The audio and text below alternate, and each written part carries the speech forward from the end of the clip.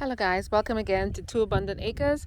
This video is about dreams. See these nice healthy vegetables in here, these nice seedlings, and reality. A few weeks ago, September, I planted these seedlings, but as you can see, it was a wide variety. I normally have good success with seeds and seedlings. Not so much this year. So, are we going to shed tears and not have a garden? No, we are going to have a garden. So, I went to the store, got some seedlings. Not all of the varieties I intended to plant. I will try again from seed with one or two items that will be able to tolerate starting over. But apart from that, do what we have to do. And I'm also going to take you on a short tour of my garden. It's a bit of a mess right now. I have not been able to keep up this summer, but we will start over and we will do it. This is my way of motivating you to not be discouraged, to when something bad happens, you keep going and you grow your own. So let's get into the tour. So I'm at an undisclosed location in Texas. So let's keep it that way. Okay, now to the beds. Here are my radishes. And radishes are prolific. They tend to produce within a month or two, and I'm growing all different types. It's the pusa asita black carrot mixed in. I mix carrots in with the radishes because that's what all the pros do. So we're going to give that a shot. And here's my pusa asita coming up. Oh, the carrots, all baby carrots. And it's next to the watermelon radish. And then I have radish pink beauty. Looking good. Next to carrot cosmic purple. Then we have white radish. And I think I stopped with the carrots there. And China rose radish. I've heard good things about the China rose radish. I heard that even the seeds can be preserved and used like capers. Oh, here's some more baby carrots coming up. Oh, wonderful. I don't believe in thinning. I like to space things appropriately. So I don't think I'll be thinning these. I'll just let them come up as they come up. Wonderful varieties. Most of the radishes I bought from Baker Creek and some from Etsy. All right, so those are the radishes. Now I'm going to show you my mollies, ground cherries. These were planted in March, but I kept them in their little seed trays for too long, so they're just about to produce. I had a few. It was very tasty. I enjoyed it tremendously. Let me see if there are any on here right now. And there's one. Woohoo! Here she is. It comes in a little seed coat like this. It's a little blurry, I'm sorry. Yeah, that's better. See, it looks like a tomatillo. Oops, I dropped it. Is that gonna stop me? Nope. 15-second rule. Gonna wipe it off and eat it. Delicious. I think I may have planted the pineapple because it has a slight pineapple flavor, but that's what the bush looks like. And as you can see, I'm getting multiple little ground cherries. They normally drop off when they're ripe, so it looks like one drop somewhere. Oh well, somebody got it. Oh, here are a few. You guys see them? Oops, those are all shells. Somebody got it before I did. All right, hope they had fun. Okay, my strike bush beans did not come up. It's kind of late for beans in Texas anyway, but I thought I'd give it a shot. This is my Greek oregano that I grew from seed. She's flowering. I tried to cut some of the flowers off, but she's still hanging in there. And over here, I have my Stark Brothers Flaming Fury Jumbo Peach. I need to water her, and she needs to get into the ground before the first freeze comes. And here is my Waltham Butternut Squash. Doing a good job. Getting nice and chunky. Something got to the vine. I think it's the grasshoppers because actual vine itself is fine, so it's not the squash borers. Anyway, hopefully at least I get one large one before things pack up. Here is my super sweet cherry tomatoes, still producing, and I'm sure I'm going to get me quite a lot before our first freeze in Texas. This part of Texas anyway is normally first 2 weeks of November, but realistically more like Thanksgiving. They always say that then it becomes Thanksgiving. And now close your eyes. I had to kill a lot of weeds. The weeds were just taking over. Here, my blue moon zinnias. Aren't they gorgeous? White moon zinnias, I believe. Look how beautiful that is. They've been planted since March. My friend Cindy, my gardening friend Cindy, planted them for me. Look how wonderful they are. And this is not celebrity. I think that's celebrity over there. This is early girl. I've received pounds and pounds and pounds of these tomatoes, and I'm still getting more into mid-October. What a blessing. There's some marigolds, pretty as ever, to keep the hornworms away. Doesn't work. I still had a few hornworms, but I still got quite a crop, so I can't complain.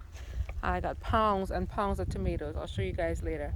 And here is my celebrity, a notorious performer. She's a hybrid, so I can't save the seeds, but I could take cuttings off of her if I wanted and overwinter them, but I may or may not do that. Seedlings are getting more and more expensive. It's like $3.48 for seedlings now, so I might very well do that. These zinnias were beautiful while they were in their glory. They were purple, and now the bushes have dried. I'm just gonna harvest the seeds. Here's another zinnia that's hanging on. Beautiful and covered in bumblebees. Are you guys seeing that? Bumblebees are everywhere, and butterflies. Oh, my Shasta daisy. Seen better days. We'll come back to this bed. Let's finish over here.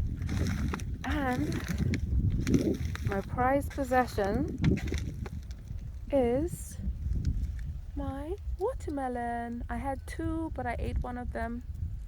One left. This one I'm going to share with my dear brother, who's been so kind to help me in the garden.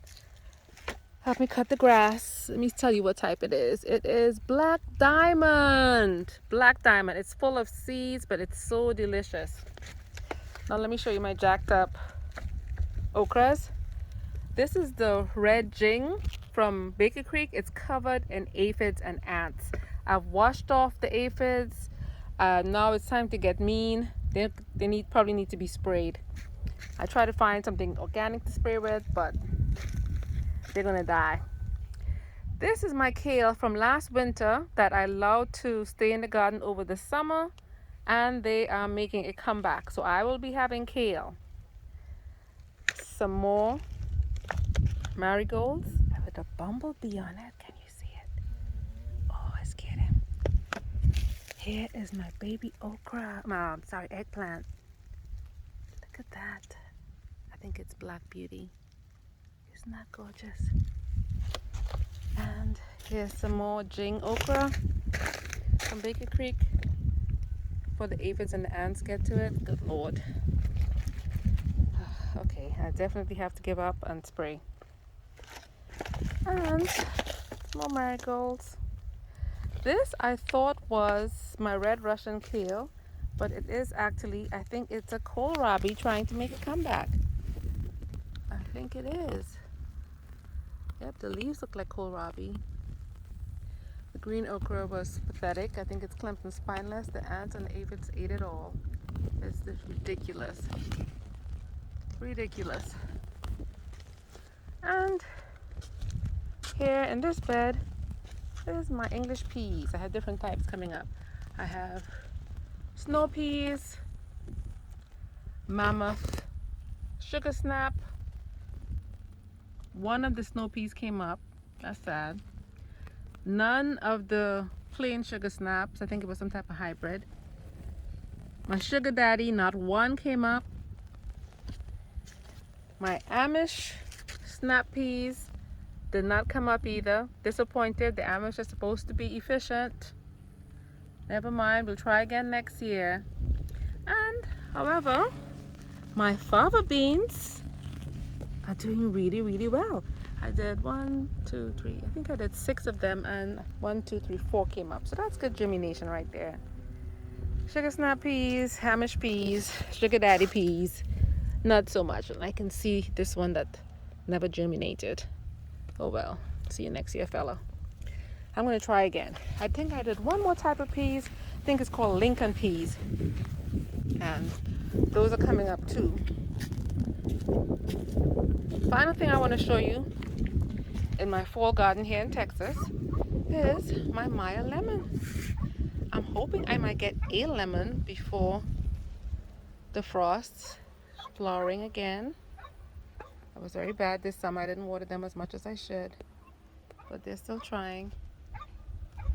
And this, thanks to Lead Farmer 72, I think we all went out and bought this when he recommended it, is, I think this is my kumquat. I forgot the name.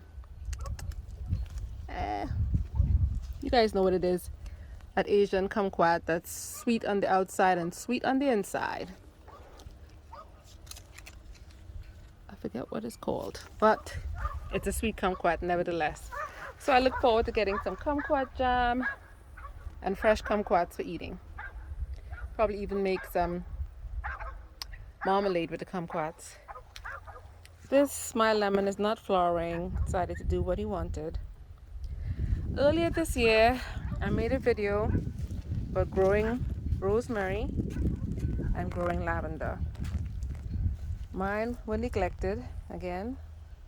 I had a tough year with loss in the family, but this rosemary is thriving. It was really tiny when I planted it, and it's thriving. Rosemary is an evergreen, as you know, unless it gets too cold, but she'll be here next year. And there's my lavender. This year I'm going to cut the tips of the lavender off, hang them upside and dry them, and use them for sachets to put in my pillow. Okay, it's a little windy out here now, so that's a tour of my garden, what's going on. This bed, I put a lot of food scraps in, and I'm going to plant my brassicas in this bed this year. I had brassicas in that bed there last year, and the Brussels sprouts, one survived the extreme Texas freeze, and it's coming back. And I also have planted here some type of bush bean. I forgot what it was. It's lima beans. I have one bush coming up, so that's great. And as you can see, my little baby, let me shade it so you guys can see. My little baby Brussels sprouts are coming up. This is a miniature rose that I bought for pollination, and it's doing really well. Hardly watered it, and it's thriving. And here are my beautiful Shasta daisies. Woohoo! So when the okra gets pulled out, I'm going to use that bed for brassicas. I try to rotate. You know, it's difficult. I have, let me see, 1, 2, 3, 4, 5, 6, 7, 8, 9, 10, 11 beds. So I guess I have great variety for rotating. And here's my Chicago hardy fig. That's going to get put in the ground. It was a little stick when I got it. Didn't want to risk putting it in the ground. I have lots of rabbits, so I think I'll put it in the ground. Finally, let me show you my bell peppers and my hot peppers. I know I'm not supposed to plant them too close together, but I did. So hopefully I will get me some peppers before the frost. If not, I'm going to pot them up and bring them inside because it took them forever to get started. And this is a petunia that I grow every year. It's a bubblegum pink hybrid petunia from Proven Winners. I've been planting this for several years and it never fails. It's beautiful, guys. Very gorgeous. Okay, so that's the tour of my little garden. Trying to get some crops in for the fall to preserve, can, and have something to eat over the winter, guys. I won't get into it now, but there's a lot of stuff missing from the shelves. So just get your act together, grow something, can something. Thank you. Nice having you guys. I will update you when I plant some more. Okay guys, be blessed and have a great day.